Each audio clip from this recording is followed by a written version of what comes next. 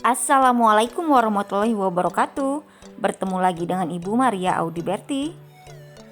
Sebelum kita mulai materinya, jangan lupa untuk subscribe channel ini ya. Oke, yuk langsung aja kita mulai. Materi kita kali ini adalah tindakan, motif, dan prinsip ekonomi. Coba kalian perhatikan gambar-gambar berikut ini. Gambar-gambar tersebut merupakan contoh-contoh dari tindakan ekonomi. Segala kegiatan manusia untuk memenuhi berbagai kebutuhan hidupnya disebut dengan tindakan ekonomi. Misalnya, ibu berbelanja ke pasar untuk memenuhi kebutuhan primer dan kebutuhan sekunder. Adik menabung untuk memenuhi kebutuhan yang akan datang. Sedangkan kakak mengaji untuk memenuhi kebutuhan rohani, yaitu kebutuhan tentang agama. Sedangkan motif ekonomi adalah keinginan atau alasan yang mendorong manusia untuk melakukan tindakan ekonomi. Ada 4 macam motif ekonomi. Yang pertama yaitu motif untuk memenuhi kebutuhan. Contohnya seorang pedagang yang berjualan sayur keliling untuk mendapatkan penghasilan. Kemudian yang kedua yaitu motif berbuat sosial. Selain ingin memenuhi kebutuhan, manusia punya keinginan untuk menolong orang lain atau ingin membantu sesama manusia. Misalnya, kalian membantu saudara yang sedang terkena musibah. Kemudian motif yang ketiga yaitu motif untuk mendapatkan penghargaan.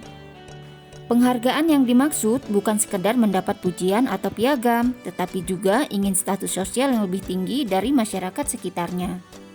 Misalnya, kamu belajar dengan rajin untuk memperoleh prestasi yang baik, maka penghargaan yang kamu dapat bisa berupa ranking atau piala dan dicap sebagai anak yang pintar.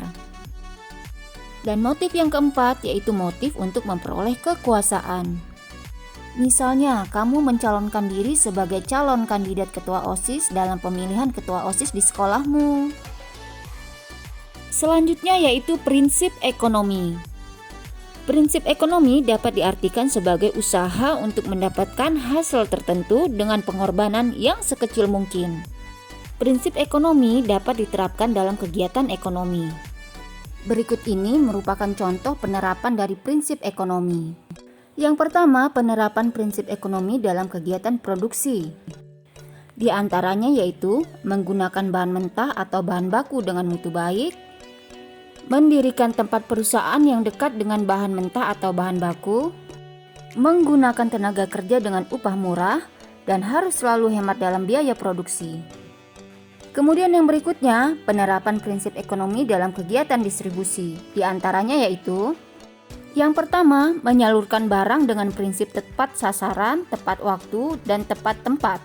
Selanjutnya yaitu menempatkan perusahaan di antara produsen dan konsumen, memberikan layanan dengan baik, dan menggunakan sarana distribusi yang murah.